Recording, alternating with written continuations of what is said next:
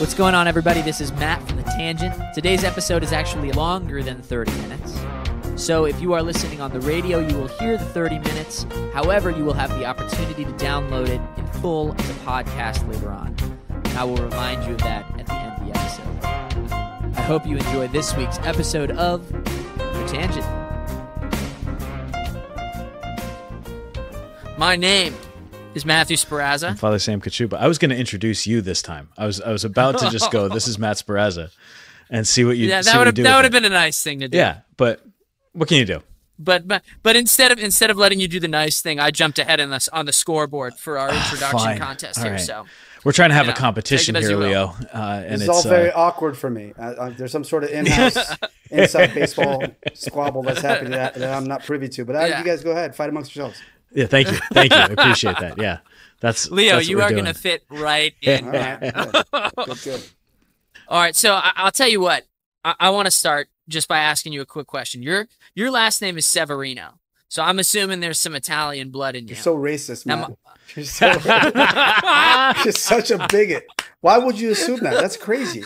It's Polish. It's the vowels, man. It's 100% Polish. Man. Well, my last name is Sperazza, so I am 100% It's Italian. 100% Italian. 100%. Oh, I knew. My entire heritage is from Calabria in the south of Italy. Nice. All right. Nice. Cool. Now, did that play a role for you personally in choosing to produce a movie about St. Francis Cabrini? I wish it had. You wish it had. Okay. So how did it come about?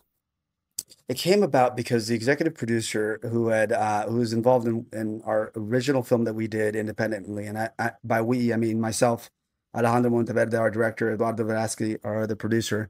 We did a film called Bella, and this gentleman Eustace Wolfington funded that film. And after that film, he didn't want to be involved in the film industry anymore, not because of the fruits of it, but he just didn't like how difficult it was by way of distribution and marketing and accounting and that sort of thing. So he's like, I'm done. I'll be on the sidelines for you. And he was. We did Little Boy. We did Sound of Freedom. And he was executive producer on those, but kind of in the sidelines. And then he called me and he said, I want to get back into the film industry. And I said, great. We've got some projects ready to go. And he said, well, I want to do a film about Mother Cabrini. And I said, Mother who? And he said, Mother Cabrini. She's the first canonized American saint. I said, I thought that was Elizabeth Ann Seton. He said, no, that was Mother Cabrini. So I knew nothing about her.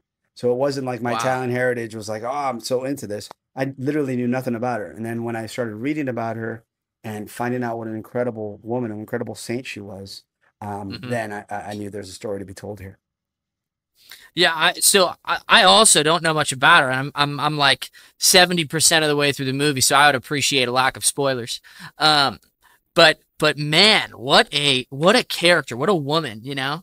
Now I know, Father, you have some thoughts about like the historicity of the film too. Oh yeah. So yeah, go for it. I'm just fascinated by that whole chapter in the American Catholic Church's history, because in that time you've got an increasing number of immigrants coming into the United States. You had the sort of the wave of Irish immigration that had to deal with anti-Irish sentiment and a lot of anti-Catholic sentiment.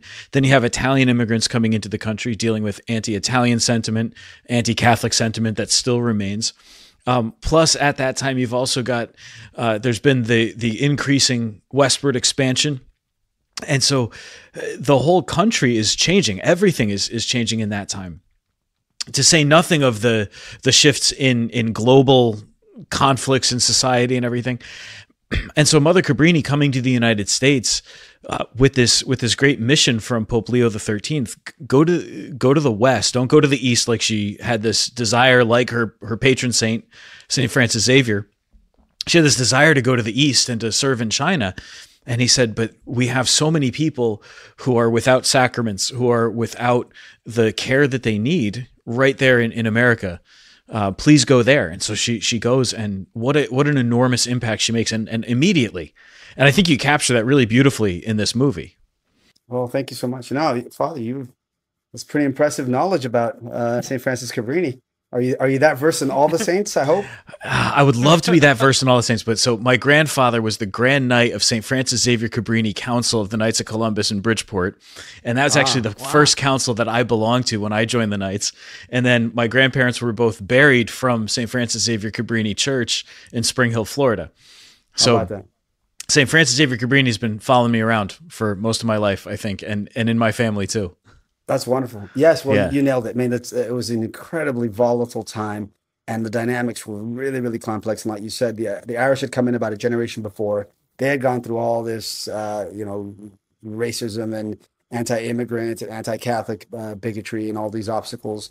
And then the Italians came afterwards, so there was a bit of like tension between the Irish and the Italians, even amongst the Catholics. So they were warring amongst themselves. She was sent to 5 Points, which was in Lower Manhattan, which was made famous, I think, by Martin Scorsese in Gangs of New York, where the Irish Catholics and the Italian Catholics were fighting amongst themselves, and there was these nascent gangs that would then become the Irish and the Italian mafia. I mean, it was just volatile. And then on top of that, externally, they were dealing with extreme poverty, dangerous working conditions for those who can get employed in, digging tunnels and in coal mines and that sort of thing. It was just extremely dangerous at that level. There was anti-immigrant, anti-Catholic, in her case anti-woman. It was just thing after thing after thing, obstacle after obstacle. And the beautiful part was the prescience of Pope Leo XIII to send her precisely where he sent her. So we kind of show this in the film. We don't get into the history of it, but when she landed, there was priests that were trying to minister to that area, but they couldn't, because it was so violent that they would either get mixed up in the violence or they would get shaken down or extorted by one side or the other. It was just completely dangerous. But when she came in, being a woman, being a nun, both the Irish and the Italians had a kind of soft spot in their heart for that. I mean, they still had a little bit of chivalry left, even amongst the thieves. And so not only would they let her in to help the poorest of the poor, the orphans, the destitute, the homeless, all that sort of stuff, but then they started not only allowing her in, but then helping her and protecting her after a while. So she used that femininity as a strength to get into places where men couldn't. So it's a beautiful thing. It's funny. I was thinking about that, because you see that dynamic in one of your scenes there in the movie where there's this guy violently kind of coming in, and she just stares him down and basically threatens him with hell if he doesn't knock it off. There's this pause where he might not have taken that from a man. A priest says that to him. The priest is going to get decked in the face, but it's this tiny nun, and she was barely 5 feet tall, right? So she's saying this to him, and just the courage that takes, and it had me thinking of a community of nuns that I know in Kansas City, Kansas, and one of the sisters came out of the house one day, and there's a gang member tagging the side of their convent, and she said, "What are you doing?"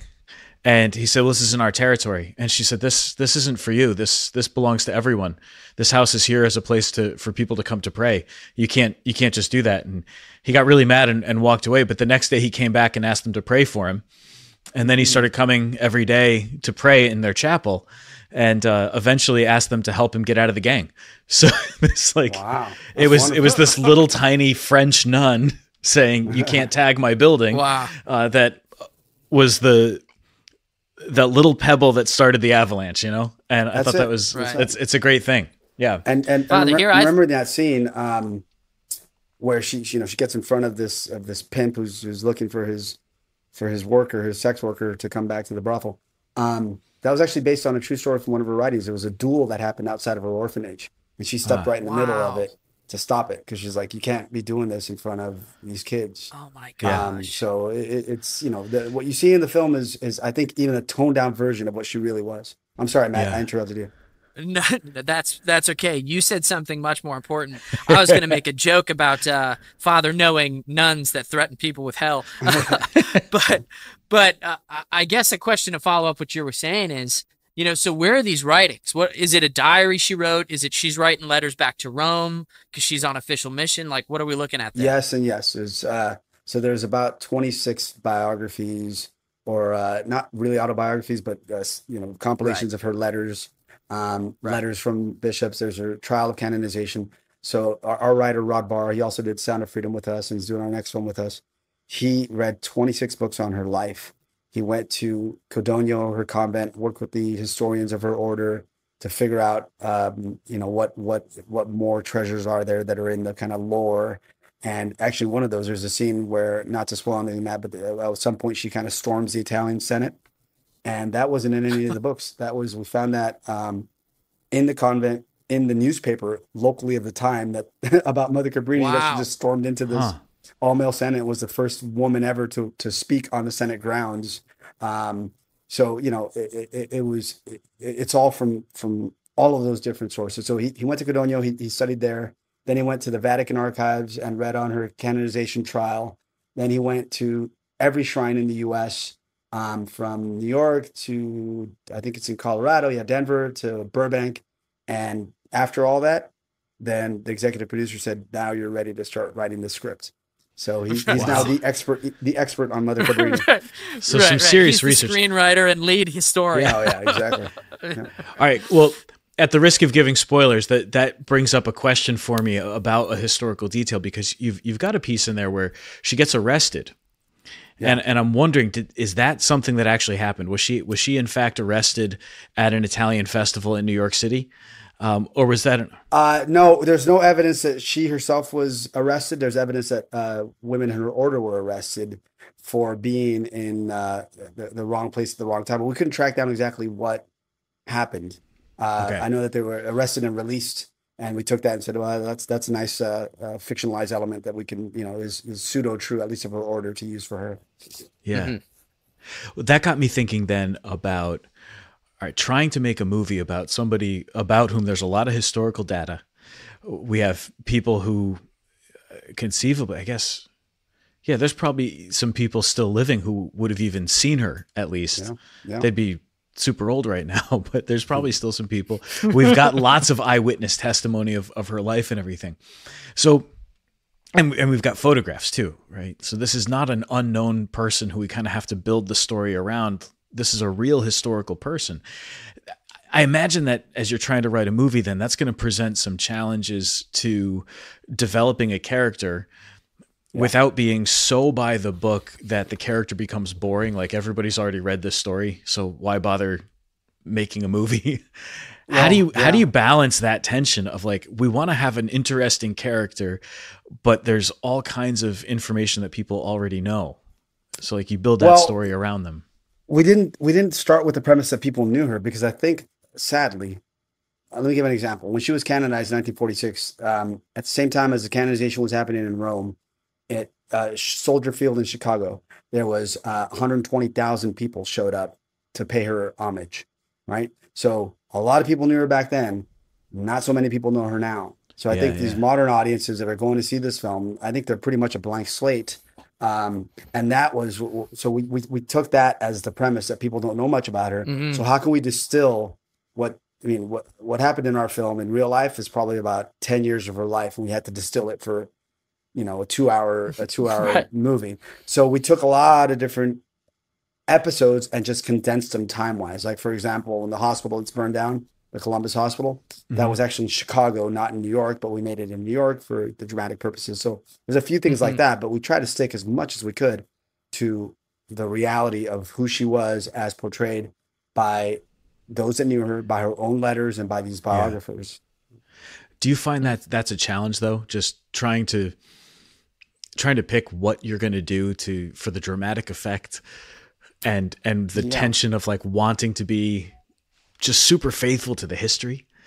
Yeah, well, I mean, first of all, that's mostly the job of the writer and the director. Of course, I'm involved creatively throughout. But when we were talking about this and we're going through notes as to what was working and what wasn't, there's so much in her life that actually was movie made. I mean, you've already seen this part, Matt, but she had smallpox when she was a kid. She almost died. Then she had tuberculosis, almost died. Then she had post-tuberculosis syndrome, where her lungs were compromised, her immune system was compromised. She could hardly breathe. She had these coughing fits. She almost drowned in the river, which further compromised her lungs. According to her, she died in that river. I mean, she took her last breath, and then the hand of God kind of pulled her out. A farmer who was walking by saw her there floating dead. And she was only given a year to live when she was 12, then a couple of years to live when she was in her teens, and then repeatedly she was facing death. And then she faced all these other obstacles exteriorly that we've talked about when she arrived in the U.S. And it was enemies within the church and outside of the church. Inside of the church, some of her biggest enemies were the bishops in Italy. They didn't want her to leave. They didn't want her to start a missionary order. First, because they wanted her to be under the auspices of different priests. And Pope Leo XIII says, no, that's not how she works.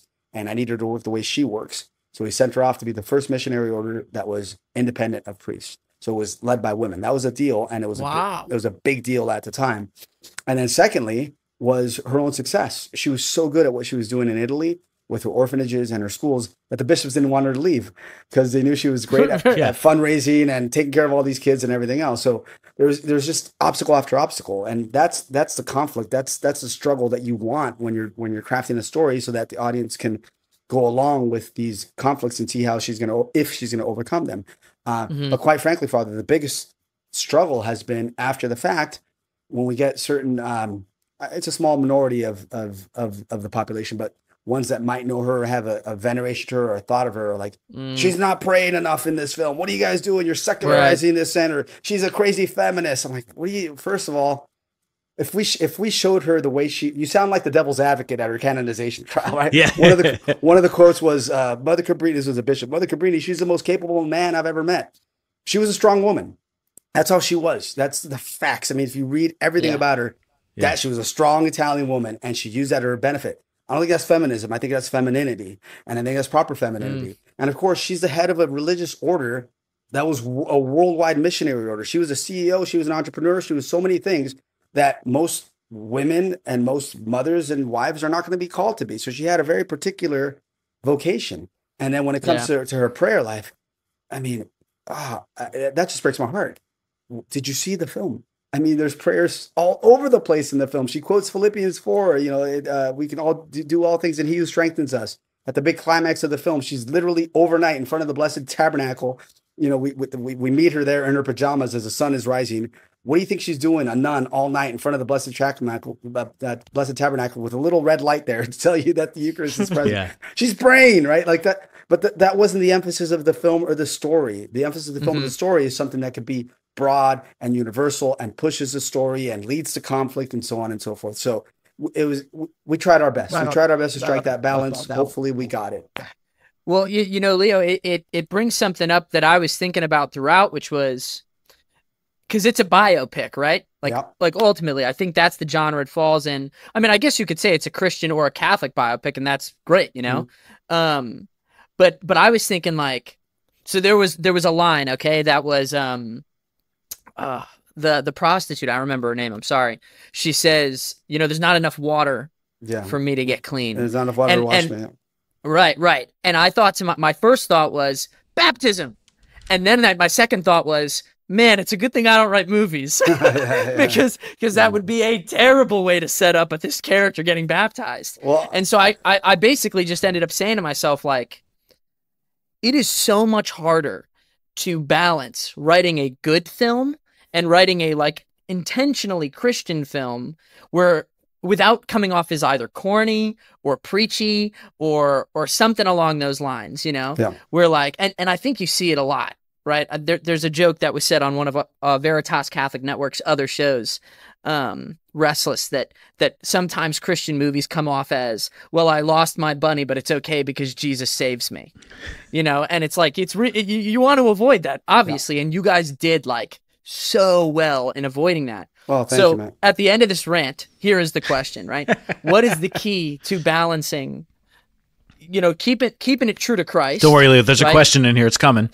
Oh, I love it. Keeping it true to Christ, and also not being too preachy or too corny or too, or those accidents that could happen when you try too hard to do that. Yeah. Well, I'm going to go on a rant and then I want to answer your question. Beautiful. Just to match you, if that's okay. Yeah, that's okay. Please. Yeah, that scene in particular, for the audience maybe who hasn't seen the film, it's a prostitute who, this is based on a true story. When Mother Cabrini arrived in New York, the priest wasn't there to greet her. We don't know if, there's different accounts of whether he really didn't know she was coming, didn't think she was coming, or he was kind of upset that she was coming because she was taking his post, basically. But he wasn't there to meet her. And she goes to into this terribly violent area and has no place to stay. So she runs into a prostitute who winds up putting her in a room in a brothel. Now, that's based on a true story. They went to a building that doubled as a brothel in real life, right? And so this prostitute, Cabrini, and I'm going to go on. Do I have time here to? Yeah, Yeah. of course. Okay, You go good. as long as you want. Thank you. So that scene is one of my favorite scenes in the film. We find Cabrini and the nuns, Mother Cabrini, Saint Cabrini, walking through the slums, and there's a prostitute there, and Mother Cabrini stops and asks the prostitute for help. We have no place to stay, and the prostitute's like, I can't help you. You shouldn't be walking around here at night. This is how you get killed. And then as she leaves, she says, we really need your help. And then the prostitute stops and turns back. The way that was directed, the intention of Alejandro, our director, on that scene was this. At this point, we already know that Mother Cabrini is capable. And she could have built an orphanage. She would have found a place to stay. And if she didn't find a place to stay, she would have built a place to stay, right? That wasn't the issue. The reason she stopped to talk to this prostitute wasn't because she needed help, was because she wanted to give that prostitute dignity. And this is from the writings of Mother Cabrini herself, where she said the best way to give people dignity is you have them help you. You put yourself in the position where they are of value, and that's the trigger that's going to give them their dignity to then. So that's how that scene was directed. That was the intent of that scene, and that starts this friendship that then results later with this moment that you're talking about, which is in the hospital. Now, what has happened immediately before then? This prostitute, Victoria, Victoria, thank you. This pimp came after her, beat her up something fierce, was about to kill her with a brick to her head, and she winds up stabbing the pimp in self-defense, right? That's why she's saying, I have blood on my hands. There's not enough water here to wash me. Now, in those moments, you're right. The thing that I would love is, well, let me tell you about Christ. Let me tell you about baptism. Let me tell you about the real redemption, right? Would that have been the most prudent thing? I don't know. Right. But would that have been, but there might be something that would have been a little bit more universal. That's a step in that process, is to meet this prostitute where she was and to talk about this beauty that she sees in her, and that she's a survivor, and that there's this light inside of her, and that there's, that there's people that believe in her, and so on and so forth, for the next step to then be when the friendship is established and the principles are there, and all the principles of fraternal correction and everything is in place. In our head, Victoria became a nun. By the end of the film, she's the one that goes to Rome with her, and she's the one that the tables are turned, and she convinces Mother Cabrini not to quit on her mission, right? So that's what we're trying to do. This isn't the end of the story. This is just the start of the story. This is just the idea of planting seeds more than anything. And, I thank you for getting that, Matt, because that's the idea. So to answer your question now, how do we strike that balance? Right. I don't know. It's a work in progress. We're a work in progress. It's by the grace of God. We're praying every day, help us to strike this balance so that we can get a film that doesn't come across as preachy or as preaching to the choir, or as just one of those religious films that don't waste your time because it's just meant for, it's going to bat you over the head with religion. Right. And at the same time, never deny our faith, shine our faith in a positive light, and inspire others to get to know these saints more. And then hopefully that leads to, or if it's a film that's more directly about that, to do it, but to do it at the highest artistic level. That's what we're trying to do. And it's tough. With Bella, it's not pro-life enough. It's too pro-life. What are you guys doing? Right? With Sound of Freedom, it was, you guys didn't show enough. You didn't show the reality of it and the government layers and this and that. Why did you guys stop there? And the other side was, you guys show too much. We can't watch this film. It's and then same here. It's like, well, one side, we finally have, for the first time, a film that has a religious, I think since the 40s, right? Well, I could be wrong. You got to fact check on that. But at least when it comes to films that are deemed faith-based, we've got 90% positive rate amongst the critics. Normally there's a disconnect between the critics and the audiences, right? And audiences love our films and these sorts of films, and the critics don't. But they seem to be, audiences are at 98%, critics are at 90%. So I think that says something. If we can use this as a tool to, plant a seed in an audience that otherwise wouldn't, why not? I mean, is that something of benefit to the church? I hope so. And I think you're onto something, which is younger audiences, and maybe I shouldn't even be that specific and just say modern audiences, like they don't like being hit in the face with something. So far as I can tell, anytime I have tried to have a conversation with Christ, about Christ, I talk to Christ a lot, I think, but about Christ to someone else who's not necessarily interested, right off the bat, usually it's the inner voice is pull it back, dude, pull it back. You know, like you're not there yet. You can work your way there, but you're not there yet. Yeah. You know, so I think you're onto something there, just as like. No, and that's Yeah, I think Father. that's the reason why some of the Marvel movies that have come out recently didn't do as well. Because I think a lot of audiences felt like they were just being hit over the head with something, and that there wasn't sort of the invitation to like, let me reflect on this, let me think about this, let this inspire something for me. When there can be something that's more, either it's a really stark thing that this is just telling the story, and the way that it's portrayed on screen makes it very, very clear because that's the history of it. Okay, that's one thing. But this is also kind of the invitation to reflect more deeply on that history. I saw that scene and listened to Victoria say, there's not enough water in the world to wash me. And I was seeing sort of the trauma of what she had been through. Matt, my thought wasn't baptism. And the reason my thought wasn't baptism, which is weird, I know because I'm a priest. No, my thought wasn't baptism because I'm like, she's Italian. Of course she was baptized. You know, like, she already got that. Like that was taken care of already. It's it's the trauma that she's been through and the feeling that because of all of this, is there any hope of redemption? Right. Right. And so that redemption arc, like we're survivors, we can work through this. We can get past this. I think that is a good one. I'm glad you're bringing up Bella though, Leo. And, Bella is one of my, it's on my list of like favorite and most impactful movies. Thank you, Father. What struck me with Bella, and Matt, have you ever seen Bella? I haven't, but thanks for making me look like a jerk. You uncultured swine. What a jerk. Oh, you know what? I'm out. So he's out. We lost him. Great. No, I guess what I would say is sort of besides the historical period that you're doing, Bella it's a story. And so there's no historical background that anybody watching that can possibly have. We have books about Mother Cabrini. Yeah. If you want to, you can go and look her up. You can go to the shrines.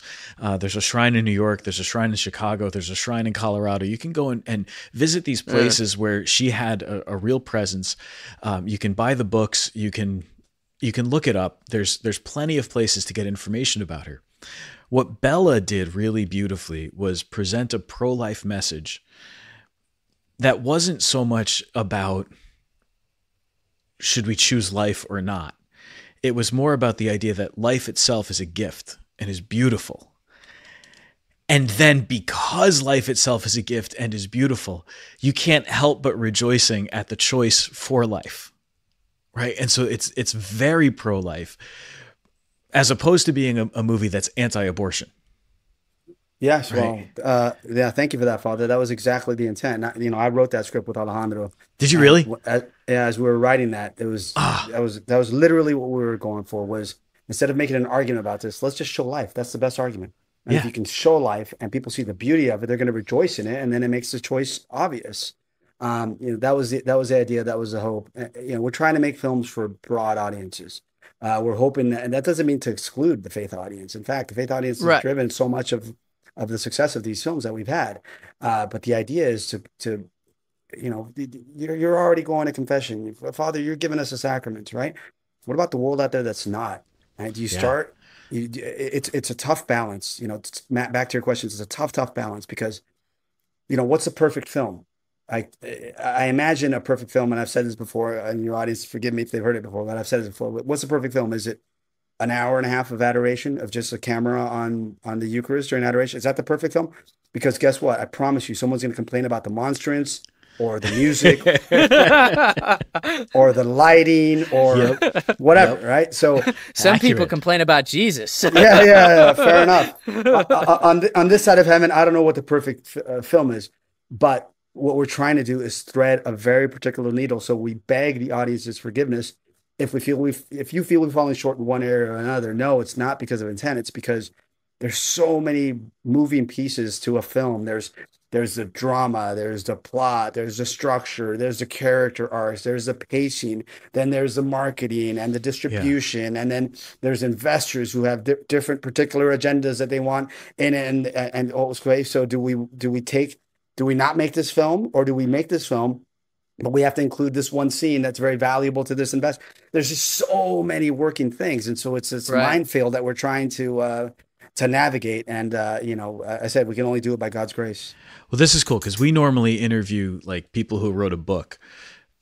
This is our first like Hollywood. There's only one sort guy of movie. writing a book. Yeah, this is great because I don't know. We don't get the inside scoop on what's happening behind the scenes and the production and everything else that's going on. So this is really cool. But right to that point, all right. I made the mistake, I think, of reading some of the reviews ahead of time before I actually saw the movie. And I'm grateful that I saw the movie. And in a way, I'm grateful of the good 90% of the good ones, Father, or the 10% not so good. I think I read pretty balanced reviews, and like where there was a critique, it was more like I would have liked to have seen this. The movie's good. I would have liked to have seen this thing. So I'm okay with that. I don't mind saying that there's things that I would have liked to have seen, and the movie's still a good movie, right? Yeah.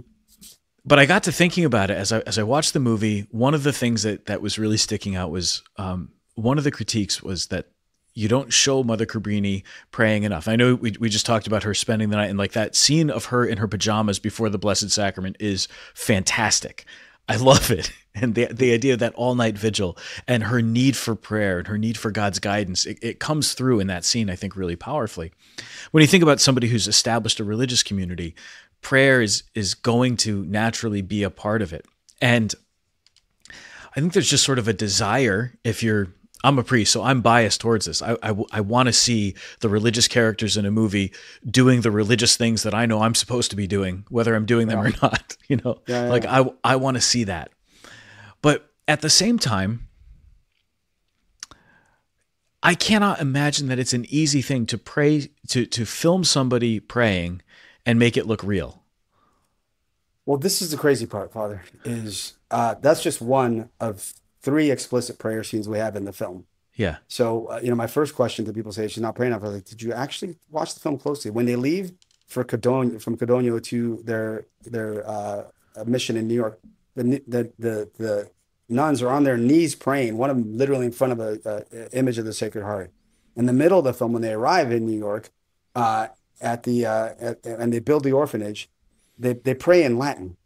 Benedicto omni nos et hec tua dona. Now, even that's been criticized. It's like, you guys cut off the prayer in the middle.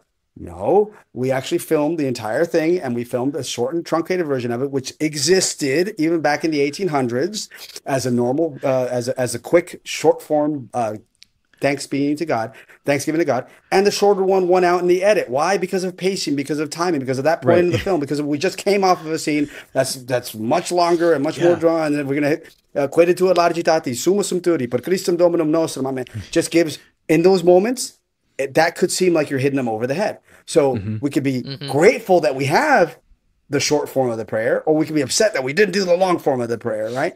But we have an explicit, and it's almost like an homage to the Last Supper scene where they're in that table and there's an image of the Sacred Heart and Mother Cabrini is there. And then we have this third scene. And then she says God throughout the entire film. And then she quotes even to Pope Leo XIII. She talks about Mary Magdalene and her mission. Right. And then she says, she quotes literally Philippians 4:13.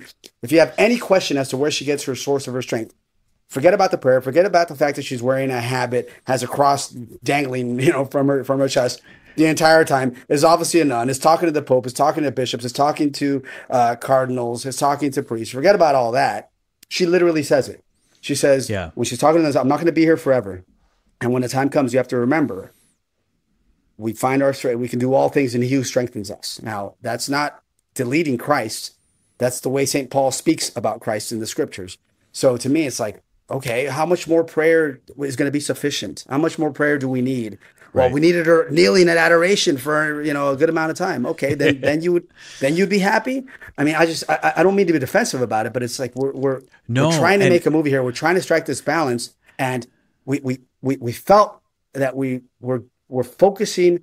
Put it this way, even in her own writings, even the Devil's Advocate said of her, she didn't pray enough. She was much more active than she was contemplative. Yes, because that's what her vocation was. That's what her mission was. So we're focusing on these things that hopefully inspire. Are the corporal works of mercy not forms of certain forms of prayer? Because they're all over the place. Are the spiritual works not? Because there's all kinds of places where she's correcting this. I mean, it's just all over the place, right? So anyhow, it's tough. It's a tough one. Well, that's just it. Like, I think I was thinking about it. Like, I understand the critique and I understand the balancing act that has to go into it. But I'm also thinking, like, if you film that, how exactly do you film it? Yeah. And how do you film it and make it look real? Like, I've watched a film crew do B-roll footage of somebody praying. They're not really praying. They're like, okay, we're going to have you walk in, genuflect, and then go into this pew, and you're going to kneel here. We're going to film you while you're kneeling there. And we just want you to like take out your rosary and pray the rosary. And so it's this guy, he comes in, he does the genuflection, he takes out his rosary and he starts to make the sign of the cross, and he's passing the beads through his fingers, but they're just filming it. Okay, that's enough. You're done. And maybe it's because I was on the other side of the camera and I saw it happen, and then I saw the final cut, and I'm like, that doesn't look real, because I was there. Like, I saw it, and I know it wasn't real. I can't imagine that would be an easy thing to film and make convincing in a movie. I know you're dealing with real professional actors, and that's another thing I wanted to compliment about this movie. Unlike some movies that are made that are going to kind of go in the Christian movie genre, sort of. It looks like they just hired a bunch of people off the street to come in and here's a script, say this line, and they've never had any kind of acting experience before. You had actors. Yeah. You had people who knew what they were doing. Yep. What was the woman's name who played Mother Cabrini? Cristiana Delana. She's amazing. I thought she was fantastic. And I thought actually that using Italians to speak Italian, brilliant move, because they're Italians authentic. I've seen movies where you've got non-Italian speakers trying to speak Italian and it doesn't come out quite right. And this is another piece I just got to say. Every time I watch a movie about the Catholic Church, I get really, really particular about how people are dressed and if the way that they're dressed makes any sense. So like, I'll watch a movie and there's a priest and his vestments are all wrong. And I'm like, that's a phone call. You can get that right with a phone call. Just walk down the street to the closest Catholic church and look at how the priest is dressed and then copy that. But you guys somehow managed to throw stuff on him that doesn't make any sense. He would never be wearing that vestment. He would never be wearing it that way. I remember there was a TV show and they had a cardinal and he's got his cassock on and the shoulder cape. And then they had a second shoulder cape on top of the first shoulder cape. And I was like, that's the dumbest thing in the world to do. This cardinal is clearly not an absent-minded character. Why would he be wearing two shoulder capes? And it's because they thought that he was supposed to have that. And I'm like, some idiot in the costume department just completely messed this up. And I missed the entire scene because I was so distracted by how the cardinal was dressed. And I got to say, you guys did. I had like two little nitpicky things. I thought that the Archbishop of New York's cassock was too short. I could see the cuff of it was like it was just too short. It was like it needed to go just a little further down to the top of the shoes. That's all. And then some of the guys wearing berettas in the Vatican, their berettas were too far to the back of their head. It should have been more towards the front. But it was like these were great. It was fantastic. So like the costumes were great and accurate and made sense. And I really appreciate that because so often you put a priest on camera, and most of the time in movies, by the way, I don't like the priests that they put in movies. And even the priests who were mean to Mother Cabrini, I even like them because there was at least something believable about them. Mostly that they were dressed properly, you know? No, yeah, we tried to be as historically accurate as possible. And you're right. Sometimes you can't control if extras in the background are moving their letters up and down or whatever else. And David Morse, the actor who plays Archbishop Corrigan, is just an amazing actor. He happens to be very, very tall. Maybe that's why we ran out of material or something. I don't know. But, was he in the Green Mile? Yes, he was. Yes. I knew it was him. And I loved him in the Green Mile. John Lithgow plays the mayor. The cast is unbelievable. And it's fantastic. It's a testament to our director, Alejandro. He has an incredible eye for cast and authenticity. But yes, Father, I'm glad that we passed your at least most of your dress test. Yeah, your dress.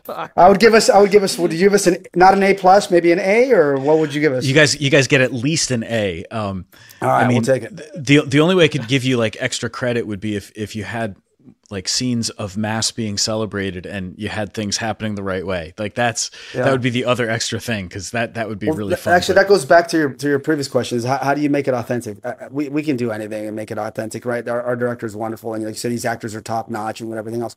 So I think there's a question behind the question, or beneath the question, which is it's not just the authenticity of it. Is it going to feel authentic as part in context as part of the piece.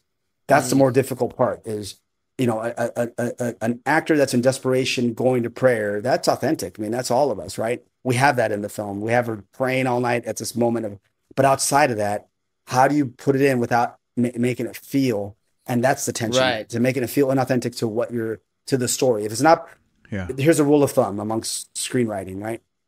If the scene doesn't advance the plot of the story, and the film can continue, if you remove that scene, then that scene doesn't belong. And most of these scenes that we're talking about, you can actually remove them, and people will watch the film and they can still get the story from A to Z with all the flavor, without any of the missing it, even much of the poetry. So that's the lens that we're looking to when we're editing a film or writing a script. Now, I'm curious at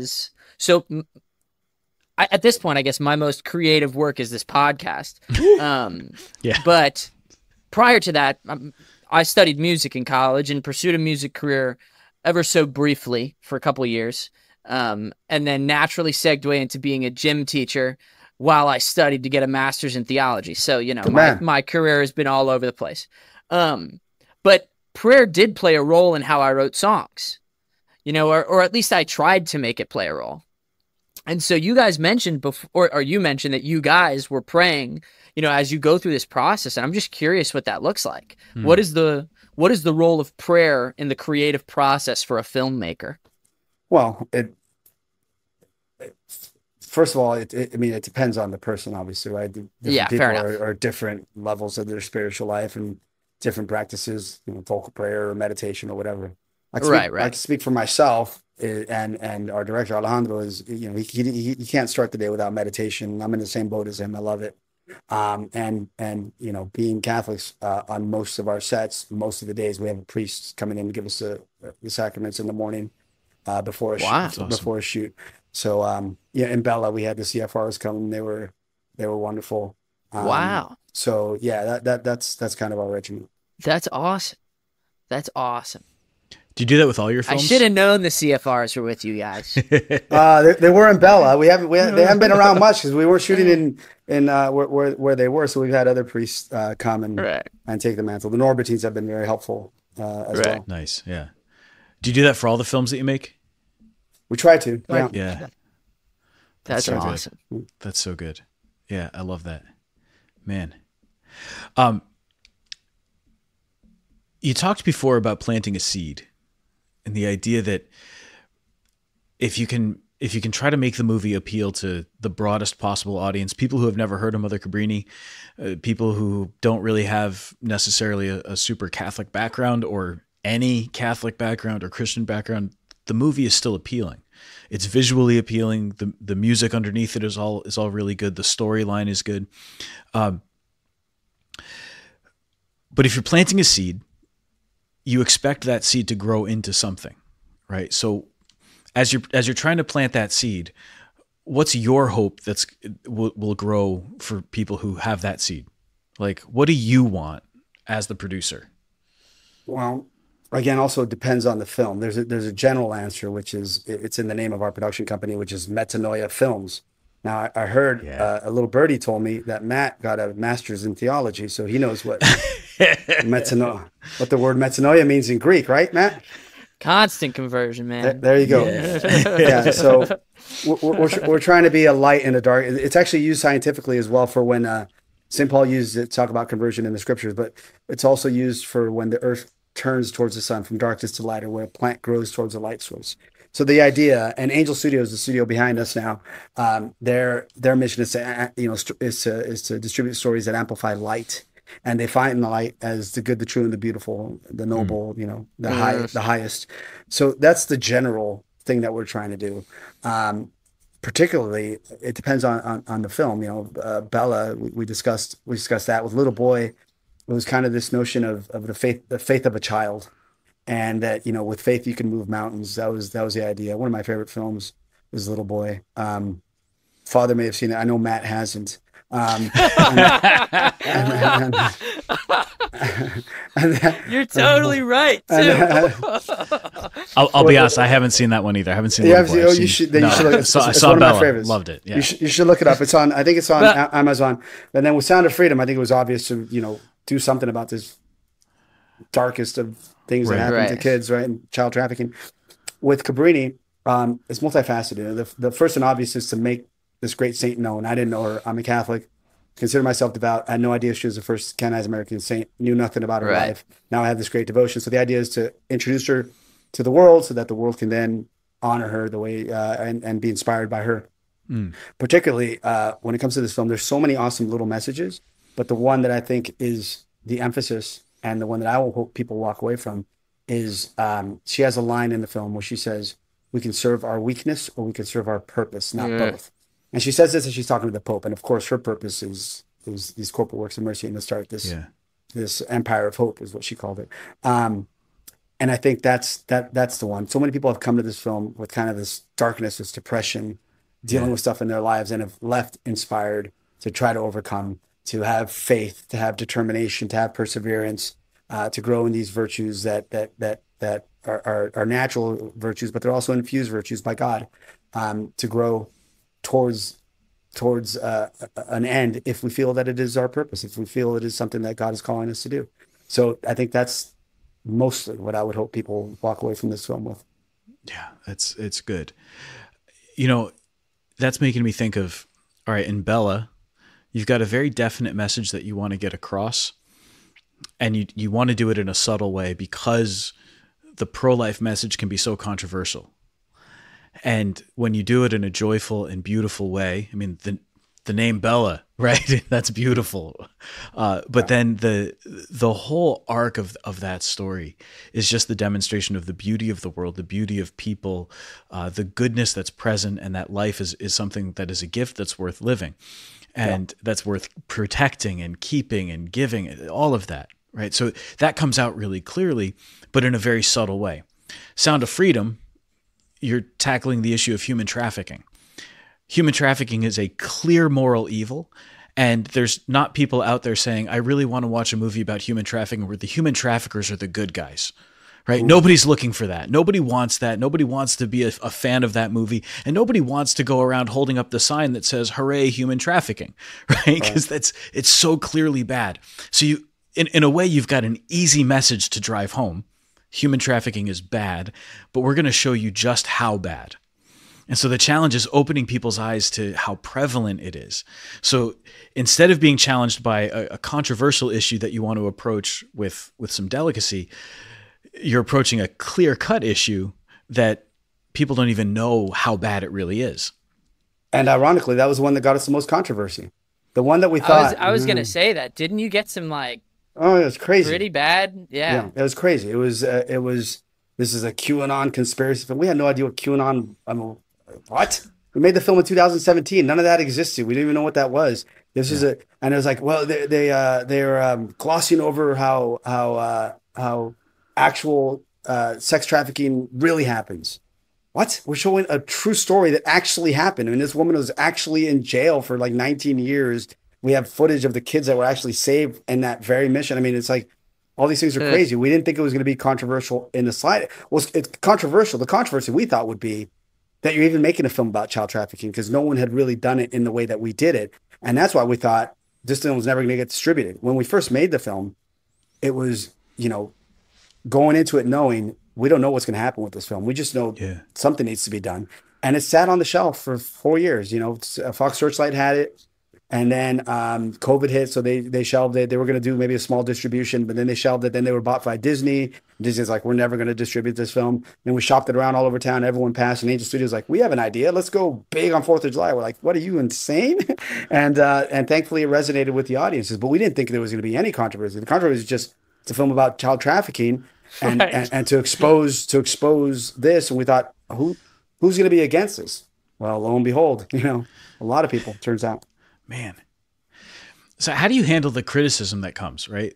I mean, as a priest, the worst I get is somebody tells me my homily was too long. Like that's about the worst of it. But you guys, it's exposure to public criticism. It's part of it. Yeah.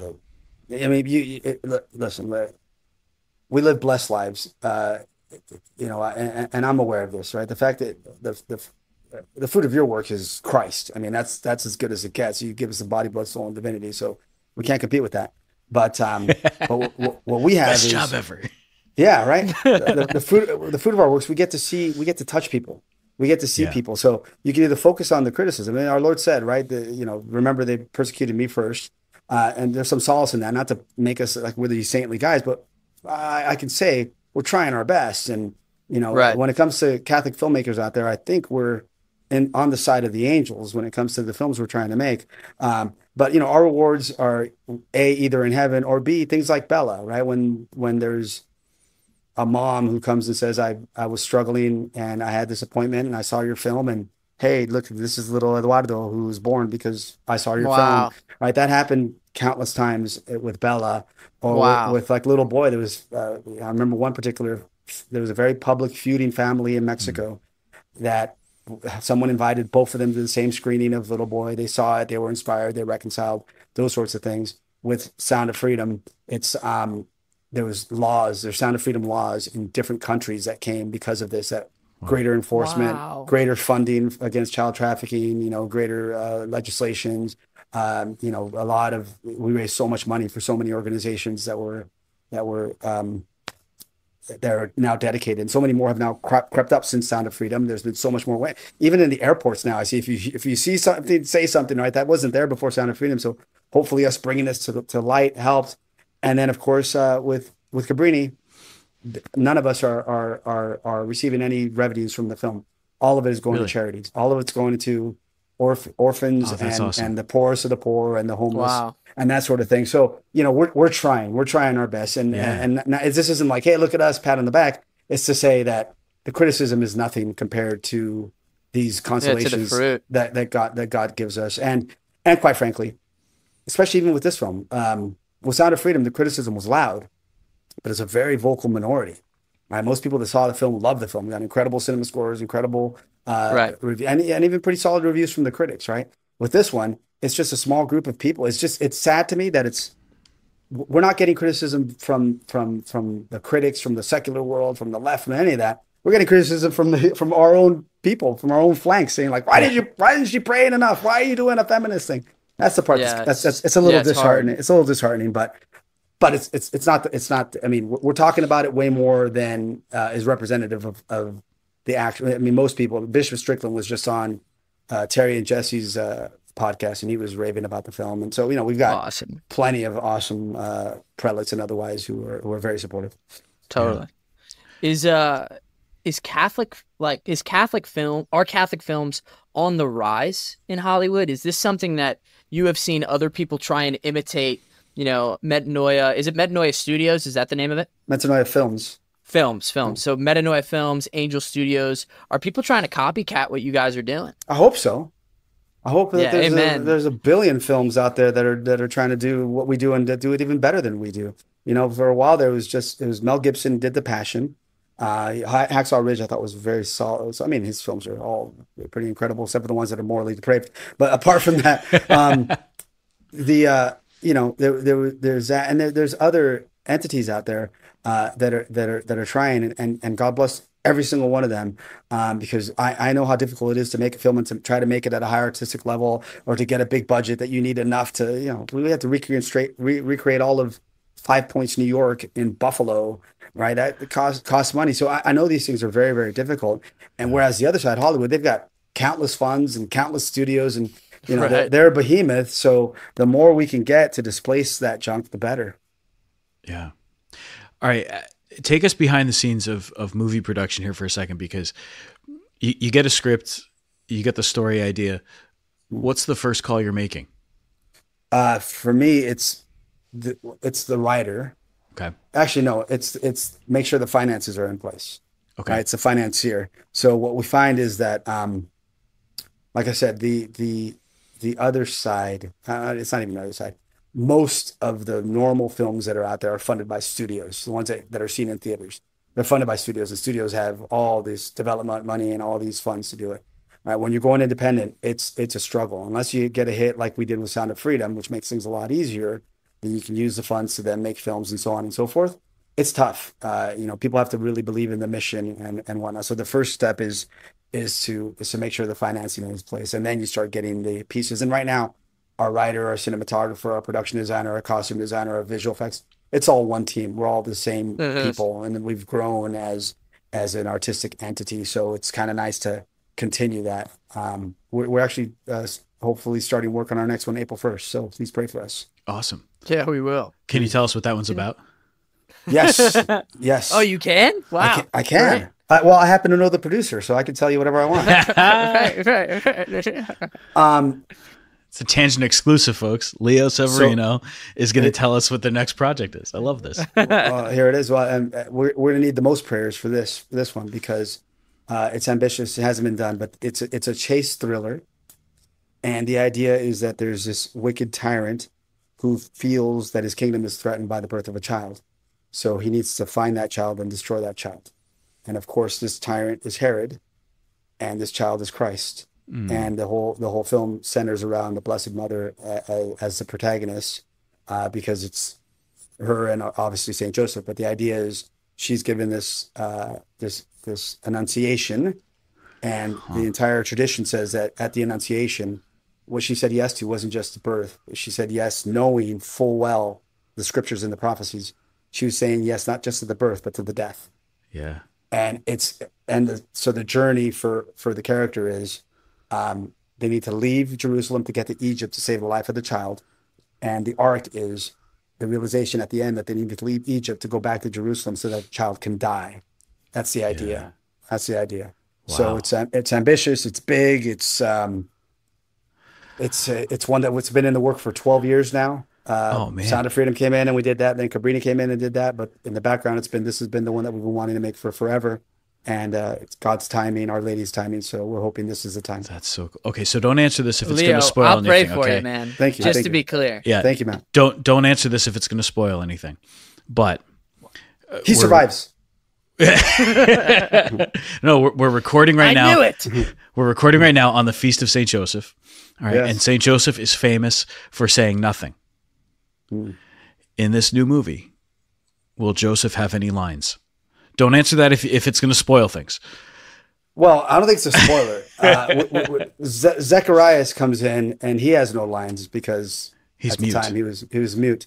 But no, we felt that with Saint Joseph, we needed to put a few words in there. Right? Just a Because- couple lines. Just a couple lines to make sure that he's mostly he is it's nonverbal.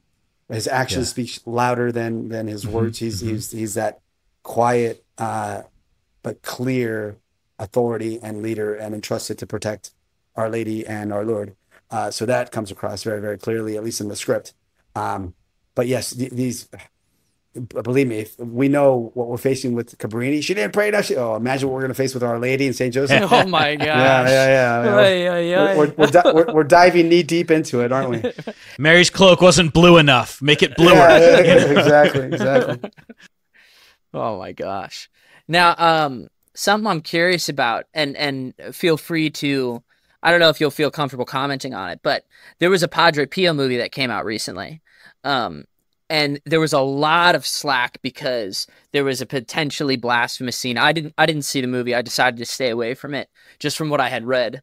But there was a scene where there was Padre Pio, and then there was Our Lady, and there was like a naked woman, to my understanding, So I'm just curious, what do you think of something like that? Knowing you're making a movie about Herod, who's like an evil dude, How do you strike that balance of there's different showing principles. evil but not too much?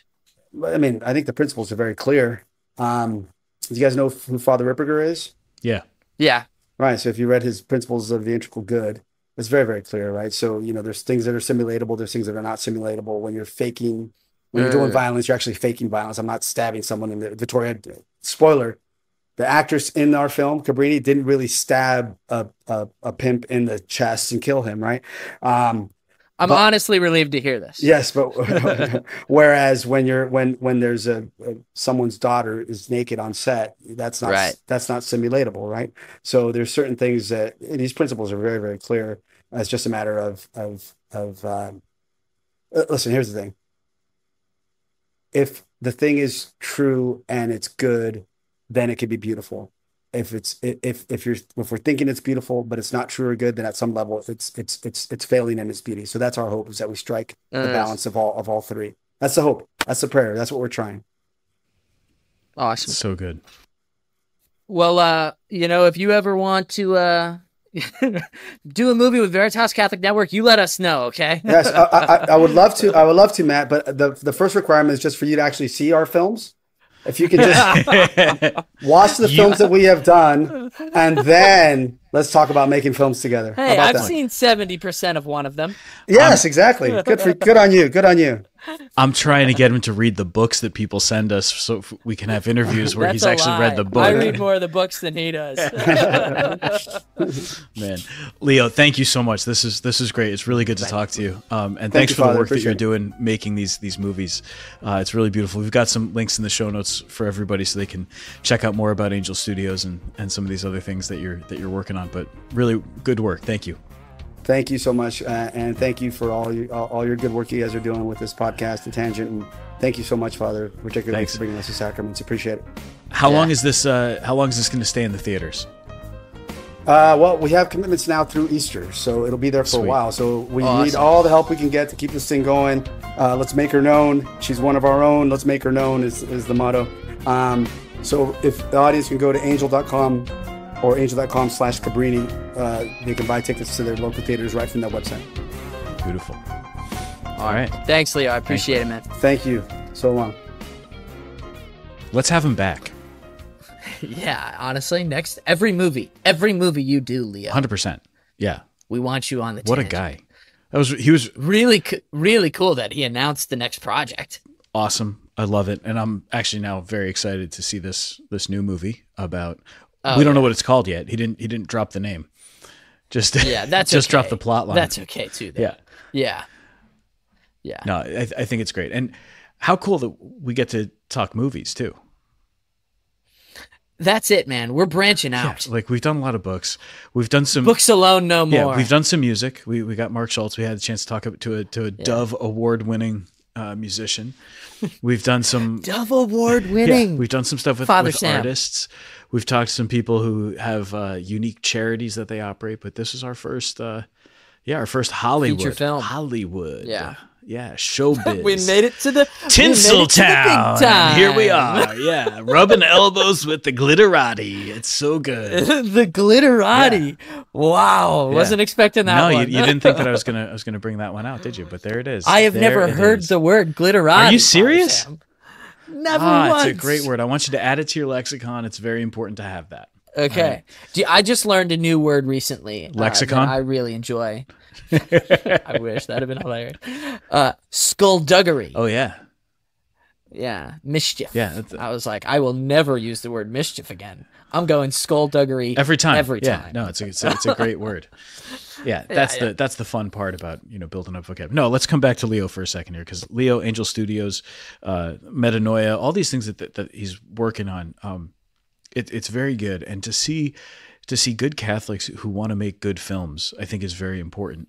And I appreciated getting into some of the criticism with him too, like and to have somebody who's willing to confront what the critics have said and what some of the things that have been raised as concerns or things that people aren't happy about, and to like answer them honestly. I thought that was fantastic.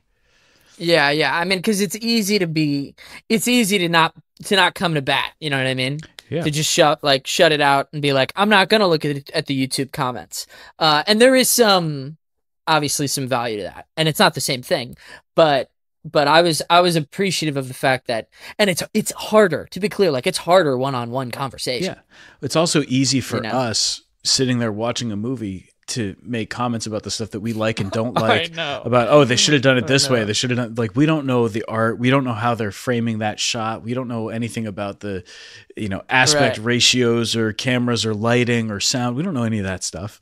I mean, some people do. I don't. When you pulled out that his cassock was too short, I was like, that was a good one, right? Man, I can't believe we're drawing the line of how long the cassock is. Hey, look, I noticed. That was the thing. I was like, I'm sorry, that cassock would have gone down to the tops of his shoes. I'm just saying, and it wasn't like it was bunched up because of his foster or anything like that. It was too short. It was just too short. It was a solid, well, you know what? inch or two too short. I'll tell you what, next time they have a priest in a film, they are going to call you so you can be their consultant for the cassock length. I don't think it's a bad idea. You have a lot of bad I know ideas. I know it's a great idea.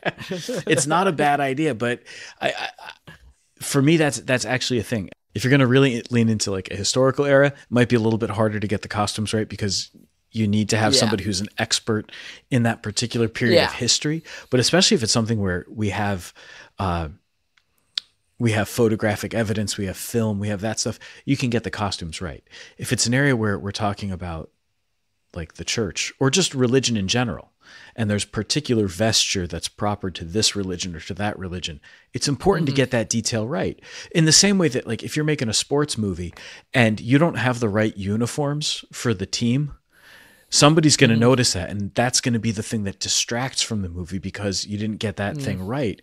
Get the culture right, get the details right, get the religion right, and just in the way that you portray it, and something else comes out of it. Like I watched, oh man, what was the name of the movie? It was Gran Torino with Clint Eastwood, right? And the priest in the movie is terrible. He's just awful. And I remember watching this going like, there's no priest who acts like that. That's not how it works. The priests don't do that. And then they show him like vested for mass and his stole's on the outside of his vestment. Like, no, priests don't do that. That's not the stuff. That's wrong. Why would you put that out there? And it's not a difficult detail to get correct. And that's the kind of thing that distracts you. At least it distracts people like me who are crazy. And or priests. Either one. But right. Porque no los dos. But I do think that it's difficult to, and I won't even make it exclusive to Catholic priests, but any kind of religious leader, the second you portray a religious leader, people are going to be coming for you for doing it wrong. Yeah. You know what I mean? Like, cause it's hard to, cause it's kind of, or at least maybe it's not actually commentary, but it can be received as commentary about like, oh, this is what they think of the Catholic Church, or even this is what they think of bishops, and it doesn't have to be that. But I think it's so easy as an audience member to think that way. Yeah. So, but of course, it is also worth mentioning that while you did have those two nitpicking details that you were infuriated by, obviously, you also began your sentence to him with congratulating him and commending him on getting like 99% of it right. It was excellent. Right. It was excellent, except right. But the point is that it's also just really easy to focus on criticism. Yeah. It was excellent. And we're talking about the two very minute details about the cast. Exactly. So I want to talk about it just because I thought it was funny. Not because I care that much, But It does bring up the important point, right? That there are some things that to certain viewers are going to be very important. And I was grateful to talk to Leo and get the sense of the really broad spectrum that he wanted to try to meet by making this movie and by making it the way that they made it. That there was a very intentional desire to bring as many people as possible to see St. Frances Xavier Cabrini for the heroic woman that she was, and to recognize her as the great saint that she is, right? That to me is a fantastic approach. Right. Not an easy one, and certainly I don't think that they're able to hit every single note exactly the way that they want to, but what they're doing, and this was a fun interview too, because he was able to give us a little bit behind the scenes. Like he's talking about if a scene doesn't advance the plot or the pacing, then you get rid of it. And that's why I think some of the characters are more like caricatures of lots of people. So there's this one bishop, and he kind of represents all of the bishops who sometimes weren't thrilled with Mother Cabrini. This priest doesn't represent just one priest, but he represents rather all of the priests who maybe struggled with certain things. This man who treats her badly doesn't represent that one man. He represents all of the men who in various ways did that. And sometimes like certain words are put in the mouths of a certain character. It's not because that character did it. It's they're trying to advance the plot. And I can appreciate that. Like I can understand that you have to make certain sacrifices. It's the same reason that I tolerate the Lord of the Rings movies, because first of all, they're excellent. And even though they don't get into everything, they advance the plot as quickly as possible for the sake of the movie. Read the book if you want every detail, right? If you want every detail exactly right, read the book and you can still be happy with the Lord of the Rings movie. Right? And I am, for the record, very happy with the Lord of the Rings movies. Not happy with The Hobbit. I know that's Don't like what they did with that. But in any case, I'm glad. Let's try to get some more TV stars and Hollywood people, because I think if there's anything that you and I have, it's faces for radio, and so we should definitely talk to the beautiful people of Hollywood. Yes, and then the next frontier is we will begin interviewing professional athletes. I'm on board. I'm good with that. Yeah, let's do it. Hey man, all right. Thanks. This was awesome. Yeah, my pleasure. Hey, see you later. Peace, Father. Yeah.